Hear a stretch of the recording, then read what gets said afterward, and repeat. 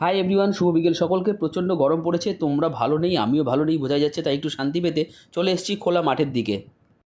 থাকবো না গো বদ্ধ ঘরে, দেখবো এবার জগৎটাকে। এই কথাটা সত্যি হয়ে যাচ্ছে, ঘরে থাকা একদম দুর্বিষহ হয়ে গেছে। এদিকে দেখো, বাবু কুশার গাছটা লাগিয়েছিল, দুটো কুশার গাছটা কত সুন্দর হয়ে গেছে, আর কিছুদিন পর খাওয়া যাবে। এই যে গাছটা দেখছো, এই গাছটা কী গাছ তোমরা কমেন্টে বলো। এখানে আমি লাল শাক লাগিয়েছিলাম, লাল শাকগুলো বড় হয়ে খুঁড়িয়া ডাঁটা হয়ে গেছে। এদিকে দেখো, দিদি মা পুচকি কোথায় আসছে একটু পরে দেখাবো। পেয়ারা গাছটা দেখিয়ে দিচ্ছি, এটা আমাদের 12 মাসি পেয়ারা গাছ, এক ধরনের ছোটো ধরলে আরেক ধরনের বড়ো সাইজ থাকে লোরে। এদিকে আমি দেখাচ্ছি তোমাদেরকে সজনে পাতা, আরও খুঁড়িয়া ডাঁটা দেখাচ্ছি। এইদিকে দেখো গাছটা দেখাচ্ছি আম গাছ। এবার কী করবো, আম আমি পেরে নিচ্ছি।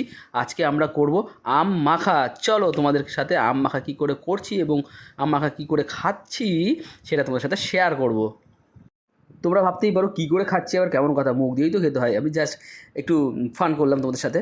এবার দেখো আমগুলোকে আমি রান্না করে নিয়ে এসে প্রথমে ছুলে নিচ্ছি, তার জন্য যন্ত্রপাতি নিয়ে নিয়েছি, দেখতে পেয়েছিলে তোমরা।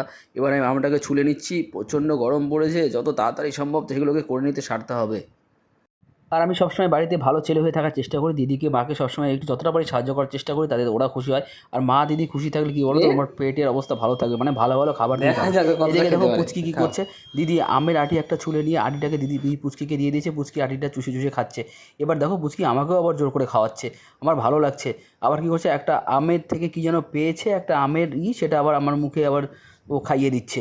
এদিকে দেখো আমের আটি দুটোই ক্লিয়ার হয়ে গেছে। এবার দিদি লঙ্কা কাটছে, লঙ্কা কাটার পরে একে একে দিদি ওতে হলুদ, লবণ, তারপরে তোমার লঙ্কার গুঁড়ো, ধনে ভাজা, মৌরি গুঁড়ো, সেগুলো দিয়ে একসাথে সর্ষের তেল দিয়ে চিনি দিয়ে মেখে একদম রেডি করে সিঁড়ি দিয়ে চলে আসলো ছাদের দিকে। দেখো মা পুচকিকে নিয়ে ছাদে পায়চারি করছে, আর দিদি বসে গেছে ফ্যান নিয়ে ব্যালকনিতে। আমরা এখন খাওয়া দাওয়া শুরু করব।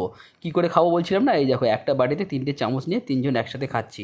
তো প্রচণ্ড গরম পড়েছে, এই গরমে তোমরা যদি পারো সকলে মিলে একটু সবুজে থাকার চেষ্টা করো, মানে গাছপালা নিচে থাকা করো, আর পারলে আম মাখা অবশ্যই ট্রাই করো। তো ভালো থাকো, সুস্থ থাকো।